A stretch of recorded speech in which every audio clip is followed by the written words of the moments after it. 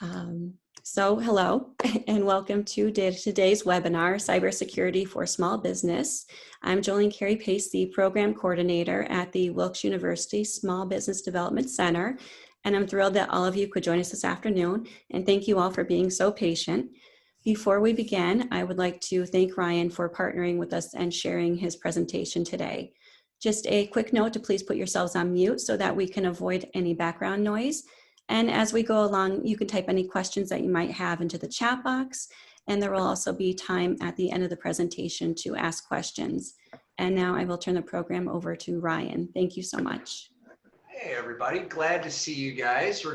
Sorry for the little technical hiccup. I'm sure, as you guys all know, with 800 different video chat solutions that we're all using these days, it can be a little difficult.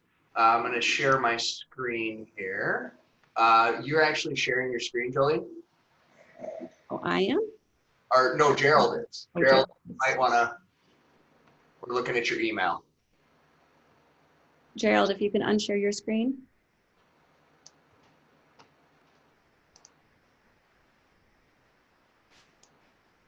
All right, let me know if you can see my screen now. Yes, we are good, Ryan. Excellent. So thank you, everyone. I am Ryan Cloutier. I am the Principal Security Consultant for SecurityStudio. I serve in a variety of different volunteer capacities, one of which was working with Wilkes University on a educator curriculum program where we introduce cybersecurity and cybersecurity concepts. So I'm really grateful to be here today. I'm going to move a little quick. Please do ask questions as we go, but basically today what I'm going to give you is some high-level tips on how to keep your business safe from cybercrime. As we are all living in this COVID era, and we've really changed how we work, how we're serving our customers, and some of the risks that we now face today in this remote life, maybe were not as prevalent of risks even, say, 6 months ago.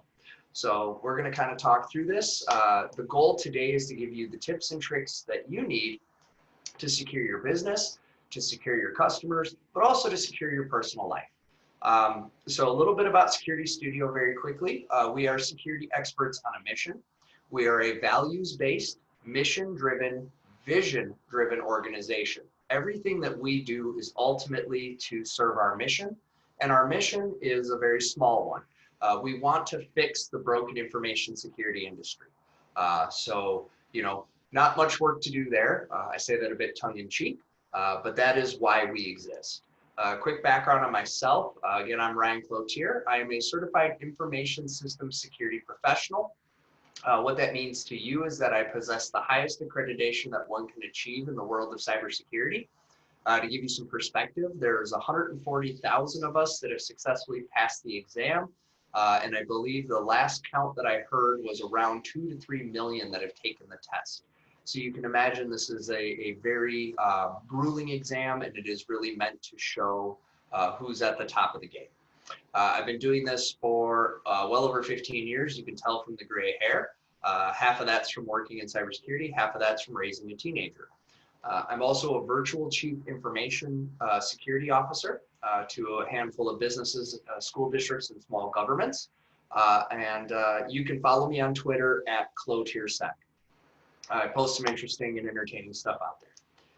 So we're going to start with what is personal risk. And the reason we're going to start here is to kind of level set. Personal risk is anything that exposes you to the risk of harm, injury, or losing something of value. Most of us understand personal risk, but what a lot of us don't understand in our businesses and for our customers is digital risk. Well, digital risk is simply personal risk in digital form. So it's anything digital that exposes you to risk of harm, injury, or losing something of value.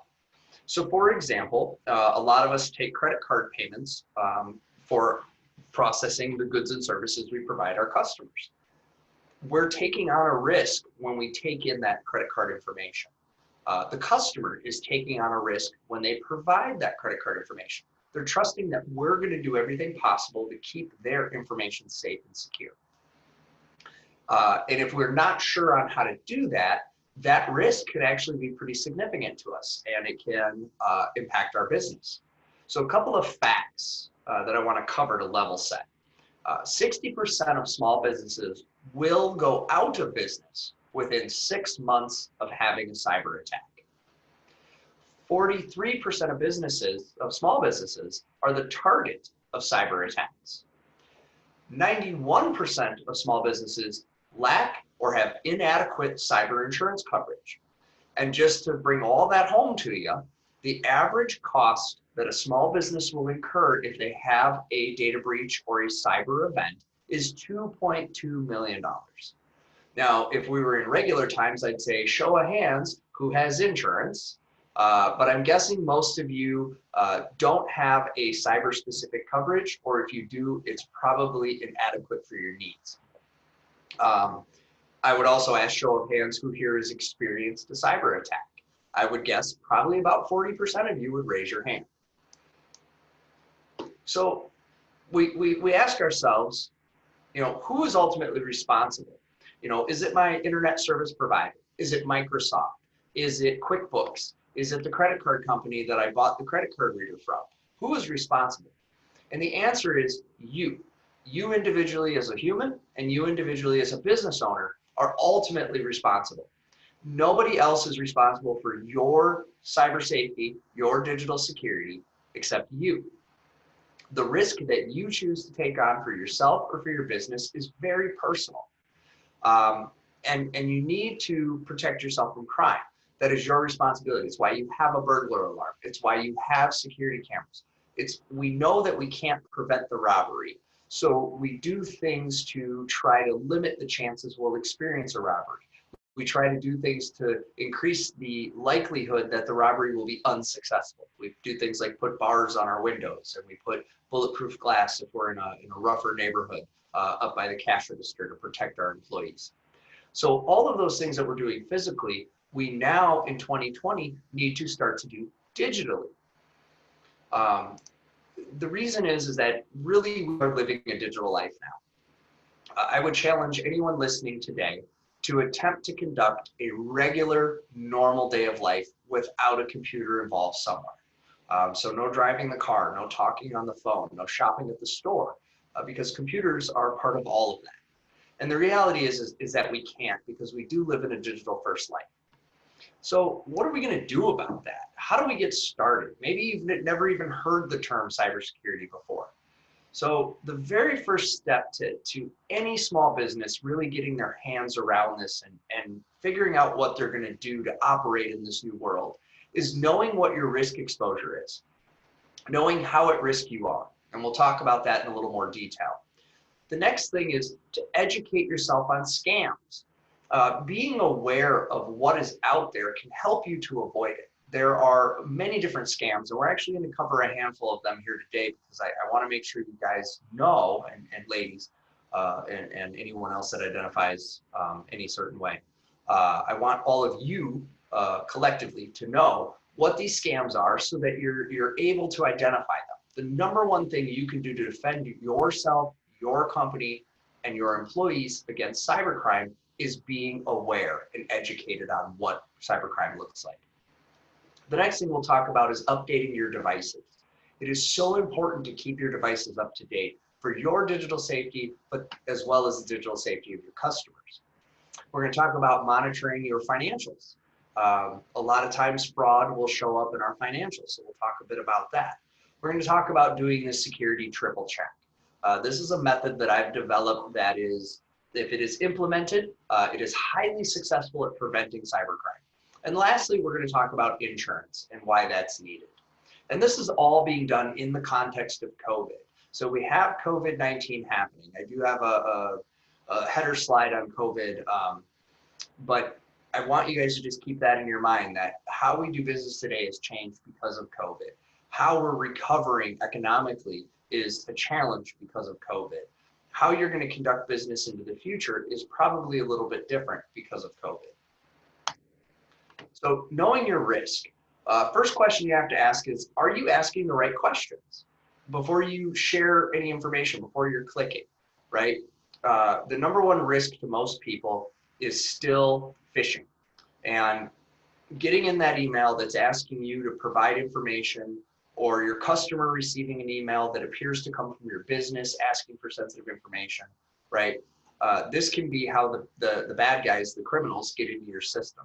So asking yourself, am I asking the right questions? Is this real? Does this make sense to me? And we'll go through that in a little more detail a little bit later on in the slides. One of the other questions would be, how do I stay safe from cybercrime? What are the things that I should know? And how do I learn what my risks are? So this will be the one and only slide that I put up about this. This is the S2 score. So SecurityStudio is a risk software company. That's what we do. We produce risk software. And we pioneered this score to make it very easy to tell how at risk you are. And it covers several different facets of your business. It covers your business itself. That's our S2 org. It covers the partners that you work with, the vendors and suppliers that you work with. That's the S2 vendor. And it covers your staff. That's the S2 S2 team. And the way we do that is through our free personal risk assessment. And I encourage all of you to take it. I'll put a link up at the end. But it is our S2 Me, and that is our personal at-home risk assessment. It helps you and your family understand how at risk you are and what risks you have in your household. And the reason we focus on the at-home is that all employees bring their homes to work, but very few employees bring their work habits home. So because they bring their home habits to work, we want to train them to be secure at home, so they bring that to the office with them. It is a system that allows for a roadmap for improvement, and it can help you get lower rates on your cyber insurance coverage by having an S2 score.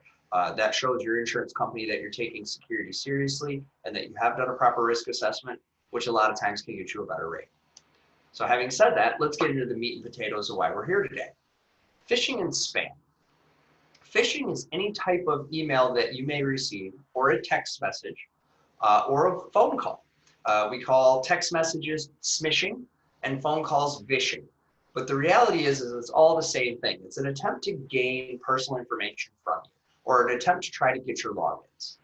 This is very valuable to the bad guys, so they continue to do this. Spear phishing is when that email is more targeted to the individual. So maybe the bad guy went on social media and learned something personal about yourself or one of your employees.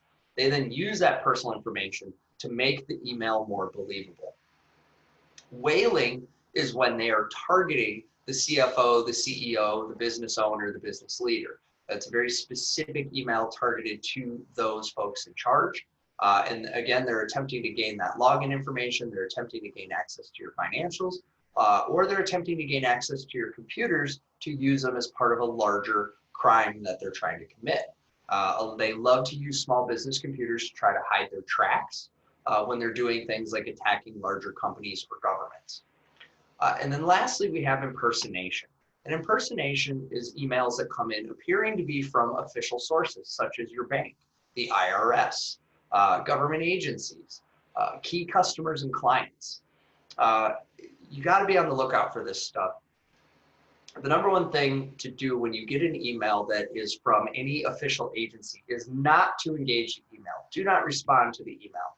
Instead, call them at the publicly published number. You can find this for your bank on the back of your debit card or credit card. You can find this for the US government at any of their websites. Your bank, same thing. Their website will have their public number. Never, ever engage the email. Always pick up the phone and give them a call. Never call the phone number in the email, only the publicly published number. Okay, I'm going to give you some examples of phishing. So this is a common one. This is the Netflix scam. And in COVID, this one is highly popular because the only thing more terrifying to me than getting COVID is losing access to my Netflix. It's what's keeping me sane, and it's probably what's keeping most of you sane. A couple things that we're looking for here that let us know this is a scam is that we need to verify our account. Netflix never needs us to verify our account. You'll see language such as failure to complete this will result in a suspension. So now there's a threat involved. Anytime there's a threat involved, that's a red flag. They're going to do these things. If for some reason Netflix is unable to collect money from you, they're not going to ask you to verify your account. You're going to be able to go directly into your Netflix account and update your payment information. So never trust the email, always verify directly through the official source. Another example here is they have received instructions to delete the account. So again, the red flags here are urgency and threats. So they're giving you 24 hours to respond, so unnecessary urgency. They're threatening you with a permanent loss of your account. So again, threats. Here again, at number 3, we see there's a link, and if we hover over that link, we see that it goes to an unusual address. So that's another red flag for us. And then this not being able to reply, sent to this address cannot be answered. Again, you will see that from time to time officially on emails, but a lot of times that's also a red flag. Here's another one from Outlook. Looks very official, but in this email, we'll notice that it says Outlook team, not Outlook team. So here's our first red flag. The address that it's coming from does not appear to be legitimate. And then again, when we hover over the link, we notice that it's going to some strange address that has nothing to do with Microsoft. Okay? So again, sense of urgency, threats. What we're looking for in these emails are, do things look legitimate? Do they match? And again, if you have an issue with your Outlook, simply go to Office 365 and log in. There's no need to ever interact through an email. Here's another one from the generic My University. So again, if we really look at this stuff, it becomes very easy to see that it's not official. Dear network user, so a very generic greeting. That also is an indication that it's not official and is potentially spam. Please click this link to update your password. Again, if you need to update your password, you can log into your university, you can log into your PayPal, you can log into your QuickBooks, you can log into whatever that solution is and change the password there. Here's another one from Citibank. Your account's been blocked. You've exceeded 3 failed login attempts. To unlock your account, click here. Again, if it's from your bank, pick up the phone and call them. Never engage the emails. If you can get this ingrained in you, if you today, as you leave this session, say, you know what, from now on, I won't be doing that through the email. I will contact the official person at the official number. You will reduce your likelihood of being a victim of cybercrime by 80% just with this one skill. Here's another one from the National Security Department. Well, I looked high and low, and it turns out we don't have a National Security Department. We have a National Security Agency. They're not in the habit of sending you email. They're in the habit of collecting your email. If the National Security Agency wants to talk to you, it will be done most likely in person and probably in the back of a windowless van. So know that there are, so many flavors of scams out there. There are financial fraud scams. There are tax and direct deposit scams. And this is important for you as employers to understand. A very common scam right now goes to your employee claiming to be official from you or your HR department, asking them to update their banking information.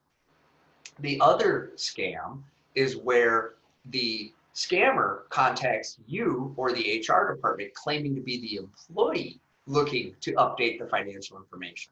So in the first scam, they're stealing the bank account details of the employee. And in the second scam, they're stealing the money of the employee by redirecting that direct deposit to a bank account they control. There's also romance scams. While embarrassing, these are quite common and can actually fool an employee into taking action internally within your company, or inadvertently installing malware, or in some cases even being malicious because of this romance scam. And we'll look at a couple of those here in just a minute. Extortion is also very common. There's an email going around that says, I have a video of you doing things to yourself while watching videos of other people doing things to themselves. And if you don't do what I tell you to do, I'm going to release all that information to your spouse, to your clergyman, to your politicians, to the public. If you get that email and you get sweaty and nervous, call me offline. Let's talk about your life choices. Otherwise, it's a scam and you can ignore it and throw it away. Okay. Charity is another area where we get hit a lot, especially during COVID, especially during COVID recovery. You're going to see a lot of scams related to small business loans. You're going to see a lot of scams related to charity related to COVID. You know, we need masks and gloves. Please donate here. You need to be very cautious. And again, if you do want to give to charity, I encourage it, but go to that official website and give it through those approved channels. Do not respond to emails. Another common scam that gets people, and the reason I'm talking about this is because your employees and yourselves, scams are the #1 way that your business is going to experience a cybercrime. It is the #1 thing that the bad guys are going to do against you to create issues that will prevent you from being able to protect your customer data. I do see a question here, so I'm going to pause for a second. So let's talk about protecting customer data from external cyber attacks. The #1 way they get in is through scams. The #2 way they get in is through poorly configured devices. That's #1 and 2. That accounts for over 90% of how they get in. Almost never do they hack your computer like you see on TV. It almost never happens. That is made up for Hollywood, and it's not how it actually works in the real world. In the real world, they manipulate you, the human, through scams and fraud. They manipulate your employees through scams and fraud. And the second most common is by exploiting your technology that is out of date and unpatched. And I'll talk more about that here in a minute. But great question. So thank you for that. I appreciate that. So let's just quickly go through this. Again, here's a scam. There is no free money. Believe it or not, I deal with this every single day where a company has had their data stolen because an employee using the work email clicked on continue because they thought they won a free $1,000. Okay? Again, urgent phrasing, wording that sounds urgent. Why I'm stressing this to you is that you're the individuals responsible for training your employees on how to protect your company from cybercrime. That's why it's important that you know this well so that you can teach it well. Okay, Powerball, free lottery, doesn't happen. Here's another one from the Department of Tax Refunds. Well, we don't have an Office of Tax Refunds, we have the IRS. And again, here, they're trying to download a PDF. That PDF file has infected code in it, malicious code in it, that the bad guys are going to use to gain access to your computers to steal your customers' information. Okay, that's why this is so important. Same thing here, threats from law enforcement. Okay, saying that we have this money or that you owe us money. It comes in many different forms. Again, no free money. I can't believe in 2020 that I have to preach this to grown adults, but it's true. There is no free lunch. There is no free money. Please share that with everyone that you talk to. This one is getting a lot of businesses right now. This is the parcel scam. So a lot of us are relying heavily on FedEx to conduct our business, to conduct our daily lives, or UPS or the US Postal Service, DHL, whatever your shipping company of choice is. These scams are incredibly dangerous because, again, clicking this link could infect your system and result in the theft of your customer data. And this attack starts externally. This attack starts a lot of times not even in the United States of America. Okay, so they're using this to try to gain access. You cannot follow this. What you should do instead is say, okay, I'm going to go to FedEx website and type in the tracking number. And I know I'm kind of maybe beating a dead horse for some of you, but it is so important because 25 years we've been preaching this, and 25 years later, we still have people clicking links for free lottery tickets and free Amazon gift cards. This particular scam, again, is a text scam. So not all scams come in the form of emails. It is geared around the lottery. Oh, you won the lottery. The lottery does not text you. Never happens. Okay? This one is a romance scam. Romance scams can get employees to do things that they normally wouldn't do. Romance scams a lot of times will turn into blackmail or extortion because through a romance scam, they acquire sensitive photos of the individual, maybe intimate photos, and then they threaten to expose those photos if the person doesn't install the software on your work computer. So I don't know if that's news to some of you, it may be, but this is really important because this is how they're getting in. This is the tactics of the bad guys. Okay, here's another one. Please go buy me gift cards. Again, you don't need to buy gift cards on behalf of anyone. And this needs to be told to your employees. If you're asking your employee to buy gift cards for you, please do it in person, face to face. Let them know you're never going to send an email asking them to buy gift cards. I know several businesses that are no longer in business because of gift card scams. Here's another one about gift cards. Please go to the store for me, buy some stuff. When your employees see this, it's going to appear to them as if it's coming from you, because the bad guys use that tactic. And their goal is to either get to your system to steal your data or to steal your money. I'll go through this super quick. This one basically is just check the profile. Make sure things match. If the photo doesn't match the description, if a young 20-year-old lady is interested in 40-plus-year-old men, but for as much as I hate to say it, that's a red flag. Most 20-year-old women are not interested in 40-year-old men, and you need to have a little bit of healthy skepticism with this stuff. And believe it or not, people fall for this every single day. Thousands and thousands of people a day, people that work in your businesses.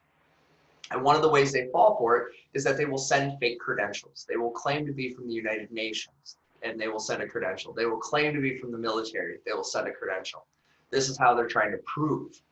And then the most common one we're seeing now is the COVID scams. So we are seeing a huge uptick. We have seen a 625% increase in scams in just the last 3 months. And those scams are now saying COVID. So it's get your cash payment, or check on your small business loan, or get PPE for your staff, or donate to this charity. These are all scams that affect your people. Here's free Netflix because of quarantine. Again, I'm showing this to you guys because thousands, literal thousands of people have fallen for these exact scams I'm showing you. And if you haven't taken time to educate your staff, they don't know these are scams. And that is your biggest risk. Your next biggest risk, so to get a little technical with you guys now, is your routers. Your Wi-Fi routers, your wireless routers. They are the next biggest risk to your business. Most businesses today are running on the default password that the router came with out of the box. That password is easily found on the internet. It takes a bad guy less than seconds to find out what that password is. So simply changing your default password is going to give you a huge increase in your protection. It's not hard, it doesn't take much time, but it's the #1 thing you can do. And if you haven't changed your default password, then that means it's still at the default. Wi-Fi routers need to be updated. This is another thing that often gets neglected. Most people buy it, take it out of the box, put it on a shelf, and there it collects dust. They don't realize that they have to maintenance it, they have to take care of it, and they have to update it, just like you do your phone, your computer, or your car, okay? The next biggest thing you can do is separate your networks. Never let your customers or visitors onto the employee or corporate network. Use a guest network, keep them separate. Not every customer that comes into your building has good intentions. Sometimes those customers are also criminals looking to gain access to your network, especially if you're a bar or a restaurant. This is very common in bars and restaurants where you provide free Wi-Fi to your customers. Not done securely, that free Wi-Fi allows them to access your point of sale systems, allows them to access your inventory systems and your payroll systems. The other thing that you can do to limit your risk to your customers and to yourself is using content control. So your guest network should be somewhat restricted. You probably don't want your guest network being able to access the dark net. You probably don't want your guest network being able to access pornography or other things that can potentially cause your business issues, either legally, criminally, or financially. Smartphones and tablets. I'm still amazed how many people are running around with insecure devices. And this also applies to your employees. If they bring a device into your work and it's insecure and they connect it to your network, that device just became the threat to your network. So having a PIN or a password is going to make the device less susceptible to risk. Also being very thoughtful about what you install. A lot of small businesses will look for cheap or free options. Free is never free. You need to be very careful. They've just removed over 800 applications from the iTunes and Google Play Store that were known malicious spyware, malware, or other criminal software that were masquerading as legitimate applications for bookkeeping, for inventory tracking, for COVID tracking. So it's very important to be careful about what you install, okay? looks like there's a comment here about rebooting the routers. This will absolutely not prevent them from gaining access. So it is not valid. Simply power cycling the router does nothing except reset the router. If a bad guy is in when you do that, it will temporarily kick them out, but then they'll just reconnect. So power cycling isn't going to do anything for you.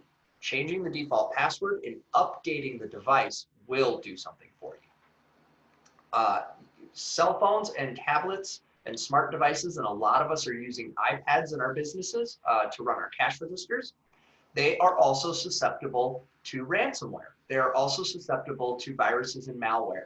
So it's very important to check any link prior to clicking it, especially on our cash registers. And then we want to use multi-factor authentication. So this is the thing where you get that extra text code to your cell phone, or you get a phone call. There's a second means of authenticating. While this seems inconvenient, this is actually in the top 3 things that you can do to protect yourself from cybercrime and to protect your business and ultimately the data that you have and are responsible for. So you want to use that multi-factor whenever possible. Okay. Now we're going to talk about monitoring the money for a second. So many organizations are doing a lot of transactions, so it could be hard to notice when there are small suspicious transactions. One of the techniques that the bad guys will use is to take just a tiny bit of money, a few cents, less than $1, but they will do that every month to hundreds of thousands of people for the course of a year. That's a lot of money. So while it may seem insignificant, this can be a good indicator that something suspicious is going on. So checking those statements, looking for unusual activity, looking for small transactions, less than $1, can be an indicator something's going on. In the world of security, there is no 100% secure. Nothing I'm going to tell you today is going to make you 100% secure. That is not real. If any vendor swears to you they can make you 100% secure, please show them the door because they're lying to you. All we can do is help you to reduce your risk. And unfortunately, that means a lot of active activity on your part. That means checking those bank statements, slowing down and not clicking on a link, making sure you're updating your devices, making sure you're updating your router. But these are the steps you have to take in order to keep your customers' data safe and to keep your data safe. A good way to do this and make it a little bit easier is to set up text alerts for purchases. Anytime money is spent, I get a text. This allows me to have visibility into several things. It allows me to see when my wife is shopping on Target.com in the middle of the night and spending half my paycheck. It allows me to see when somebody is attempting to take money from me. Because I do the job I do, I actually get frauded quite a bit. I'm on credit card number 5 of the year. And that leads me to my next point. I use credit cards and not debit cards. If you are a business and you're using debit cards, know that that is not legally protected the way a credit card is. A debit card, as far as the law is concerned, is cash. A credit card, that money belongs to the credit company, and they have all the burden of proving or disproving the fraud. But when it happens on a debit card, all that burden falls to you. And while your bank may be nice and help you out, they're under no obligation to do so. The next thing is to close accounts that are no longer used. All too often, accounts are left open, but they're not active. Those accounts can then be leveraged and compromised. Maybe the bad guy wants to take over one of your accounts to then trick your customers into giving up their financial information. So there's many ways in which they can go about doing this. This one is the best slide in the deck. This is the one I want you to take pictures of, screenshots, and memorize. And it's called the security triple check. You need to check the link to see if it matches what you've expected. You need to check the sender. Is this coming from who I think it's coming from? You need to check the request. What am I being asked for? Why am I being asked this? If it involves information or money, that's an automatic red flag. And then verify. Don't trust anything that comes in digitally. Verify it. Pick up the phone and make that call. They're asking you to give information that you did not initiate. Then it's time to get on the phone and call them. This is important to train your employees on as well. Now I'm going to give you one physical trick that works well. The human mind loves to fill in blanks. Our brain will see what it thinks should be there. So when doing the security triple check, actually physically turn away and look back, turn away and look back. If you do that, your brain will actually take a new snapshot and you will see that extra S in the email address that shouldn't be there. You will see the misspelling, the bad grammar in the email body that can be an indicator that it's fraud, okay? So I'm gonna pause for a second. Any questions on anything I've covered so far? Give a second here, not see anything. If you have questions, please type them in. Now I'm going to talk about cyber insurance. And this is something that you all need to have. If you are running a business and you do not have cyber insurance, then I would hope you have at least $3 million in the bank to pay for the cyber event when it happens. Average cost of a cyber event is about 2.2, all the way up to about $8 million. So unless you have that cash reserve on hand, I would highly advise you to have cyber coverage. Not all coverage is equal. So as you're exploring your coverage, it's very important to know what they will and will not cover. Will they pay for recovery? Will they pay for forensic investigation? Will they pay for credit monitoring? Are you responsible for anything? So a lot of insurance providers put clauses in that exclude you from coverage. One of those big red flag clauses is what we call the callback clause. What this says is that if you get a phishing email and you did not pick up the phone and call the person, but you click the link and you get ransomware, that's your fault, your problem, and the insurance company will not cover you. So make sure that you thoroughly understand what's in your insurance coverage. If you're unfamiliar with what you're looking at, work with a partner.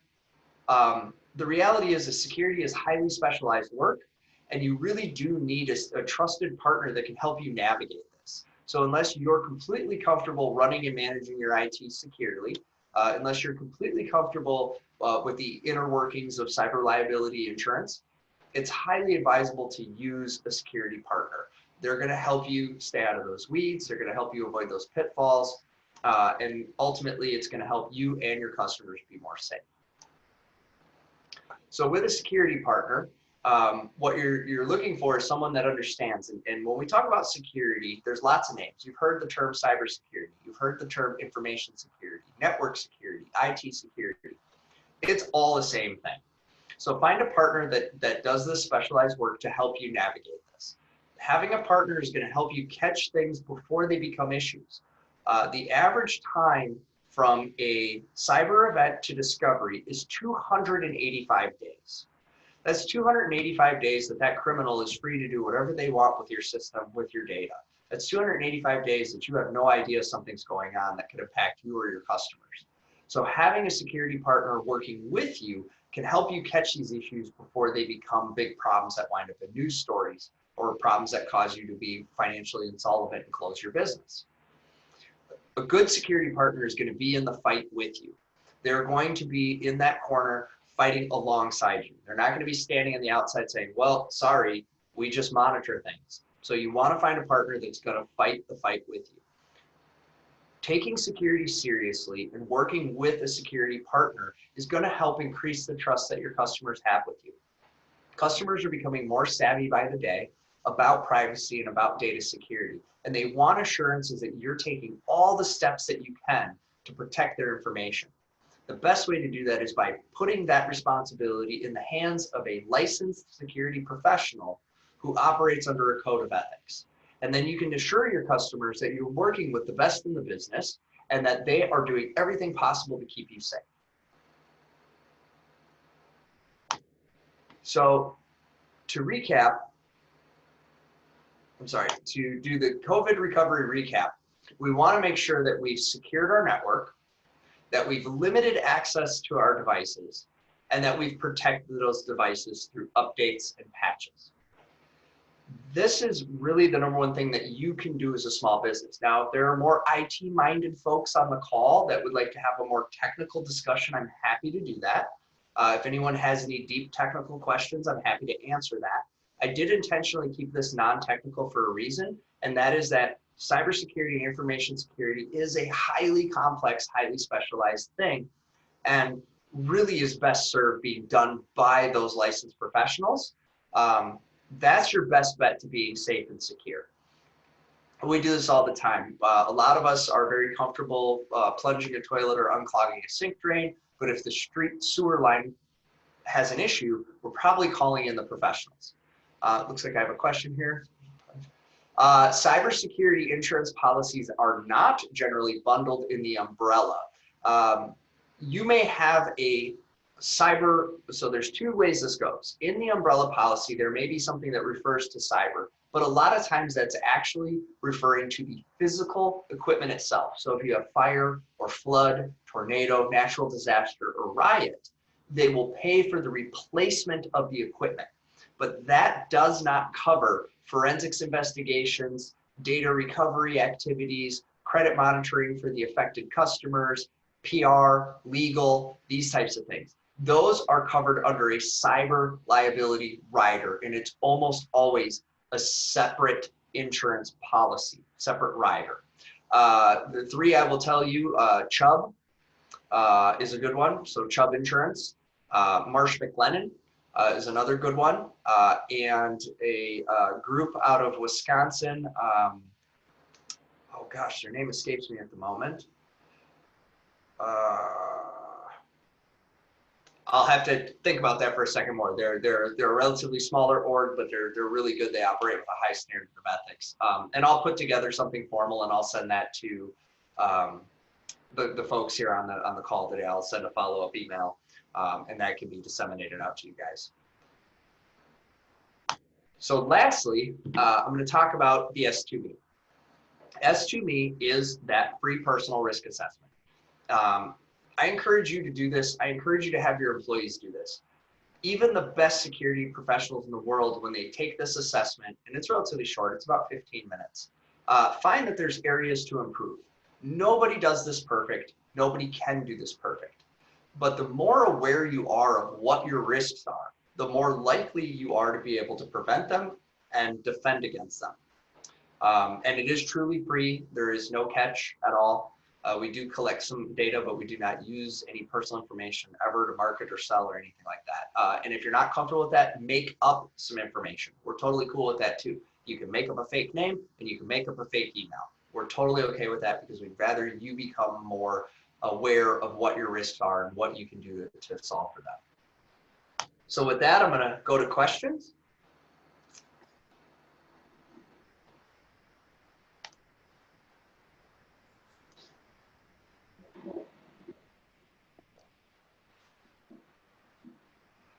Ryan, this is John McAdam from Widener SBDC. Can you hear me? Yes. How's it going, John? Good. Thanks for doing what you did today. Good stuff. I have a question. I have a general liability policy as a management consultant, and it includes cybersecurity, like data breach limits. I've got a privacy liability claim limit of $50,000, aggregate of 50, data breach of 10, aggregate of 10. Maximum policy aggregate 60. What do you think? Need more? Yep. So what I would look at in that policy, and I have to make a disclaimer, I'm not an insurance agent. I am not licensed as an insurance agent in any state. So everything I give you is anecdotal. Having said that, a lot of times the gotchas are that the aggregates will drop out. So yeah, I got 50,000 of this and 10,000 of that and this, but my total aggregate's actually only 75,000 or 100,000. The minimum that I recommend anyone carry is $2 million. That is the absolute minimum that any business should carry for their policy. And that should represent your total aggregate. You know, as you break it down, you know, one of the sketchy things about insurance is they like to hide things. Yep, you're covered for this, you're covered for this, you're covered for that. But when it comes time to actually apply it, well, you kind of already spent all the money from this one bucket. And you're like, but I need all the buckets. Well, sorry. So make sure that your total aggregate is at 2 million or more. And then I would advise that each, so for example, forensics, you should have at least $100,000 in coverage. For data recovery, you need at least 75,000 as the cap on that. Credit reporting, credit monitoring, these types of things, you're going to want about $150,000 to a $200,000 cap, given the number of customers you have. The best way to do the formula for what you need is number of customers you have data on times $250. the cost of their data on average is about $250 is what you're going to come out of pocket to address any data breach with their data. That would be, legal fees and follow up. Well, you already know more about cybersecurity insurance than my insurance agent, so I think you should get your license. Well, it helped that I helped design a few plans with some insurance agents because I saw a lot of stuff out there I didn't like, and that was kind of my motivator. And you can feel free to hit me up offline. I'm happy to put you in touch with some people. Well, I've been breached 3 times: Russia, China, and what was that other country? It was about 6,000 in total damage. That's actually pretty low. You fared well there. I have a small business. It's a small business. I'm a management consultant, so I just wasn't sure if I needed more. Again, number of humans. So the math I always use is number of humans that I have data on, and then I times that by $250, and whatever that number comes up to is generally what I'm going to need should I have a catastrophic failure. And that's always what I'm planning for. Yeah, absolutely. Yeah, and unfortunately, that's what a lot of this is planning for that worst case scenario, right? Planning for the ransomware event, planning for. Now, I'm going to give you a pro tip. You can prevent ransomware by doing 2 things. 2 things that will guarantee that you prevent ransomware. The first is make backups of your system and store them offline, completely offline. On a thumb drive, on a CD-ROM, DVD, somewhere not accessible to any computer network or the internet. That's number 1. Number 2, practice that anti-scam avoidance that I taught you at the beginning. Really be very, very, very cautious about what you install and what you click. Doing those 2 things will prevent you from being attacked by ransomware. So the question was about a terabyte separate drive. Is that enough space? It all depends on how much data you have. Just to give you perspective, in my home, I run about a petabyte of data. I have a lot of information. I was a professional photographer in a former life.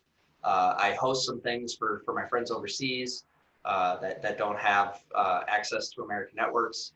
How many terabytes? That's 1,000. It's 1,000 terabytes is a petabyte. So, for your backups, you want to make sure you have enough, and that's going to be relative to how many computers you have. And again, this is where I strongly advise work with a partner who can help you navigate this stuff quickly and cost effectively. There are lots of good folks out there. Again, if you contact me offline, I'm happy to make some recommendations for ones that are very affordable, but operate with the right set of ethics. That's a big thing with me. Anybody I refer to you has to have a certain level of ethics, or I won't do business with them. What other questions do we have? You can ask the hacker anything you want to know.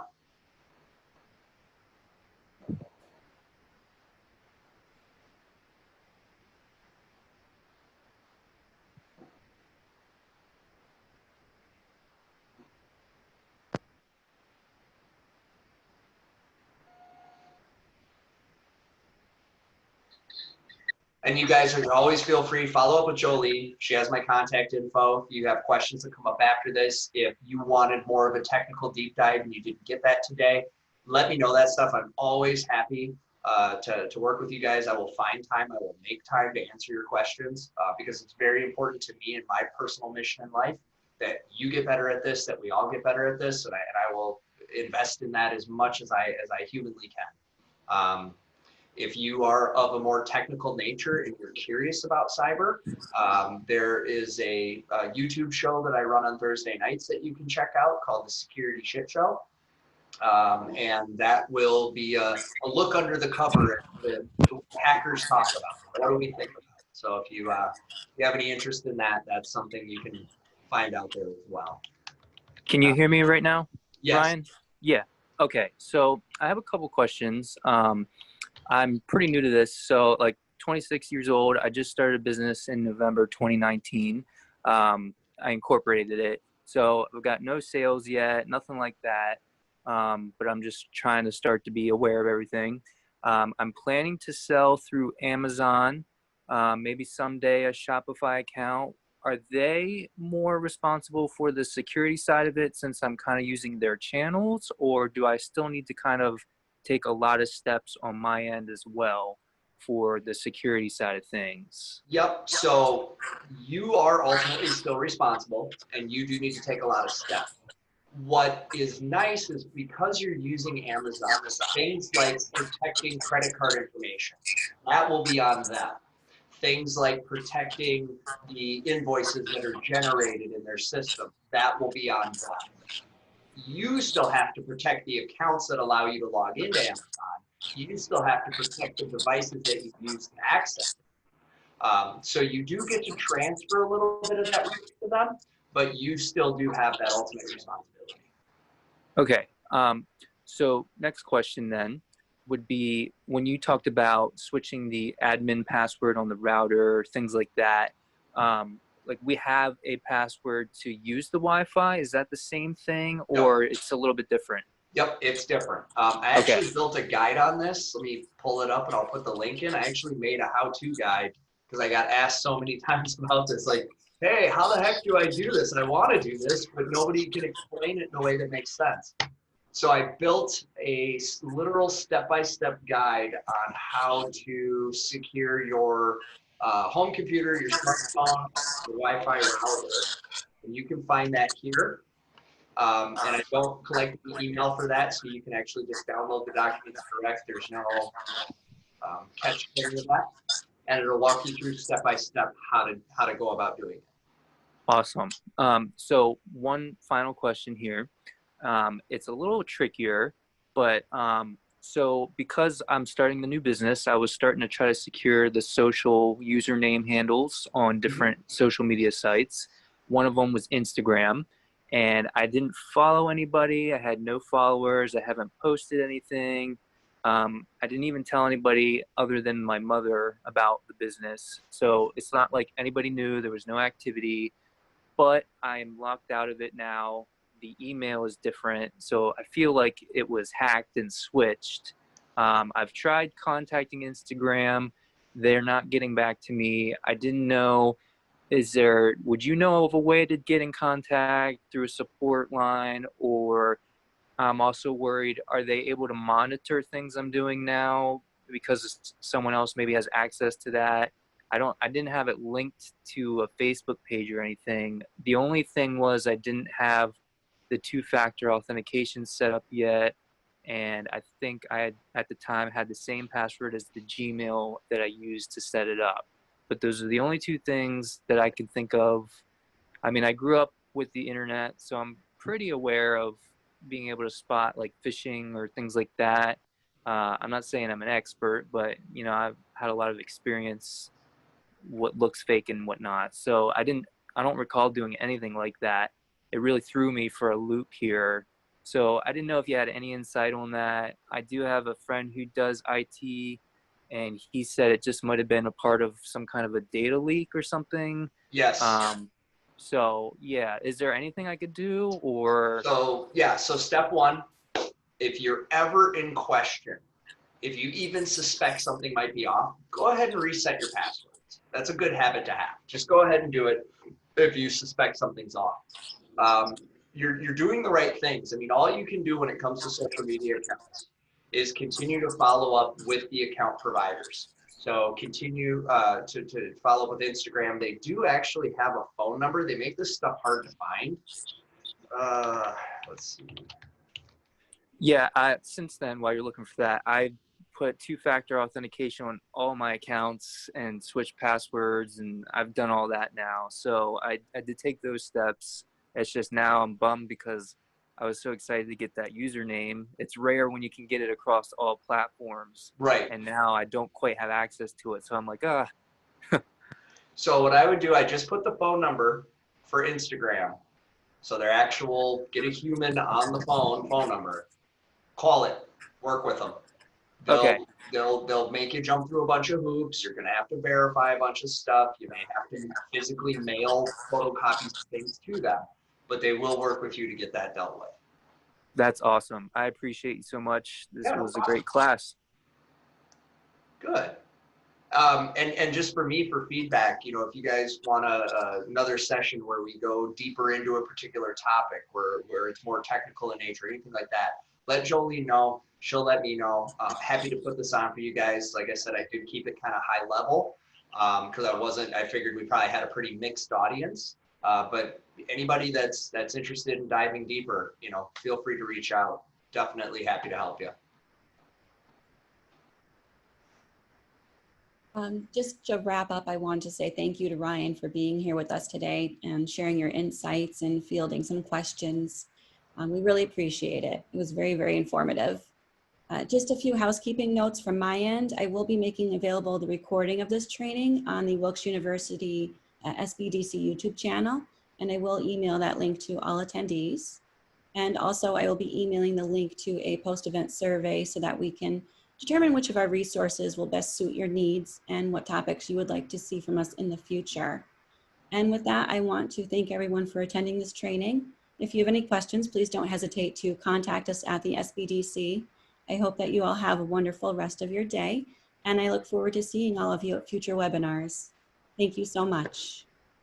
Thanks, everyone. Thanks. Bye, everyone.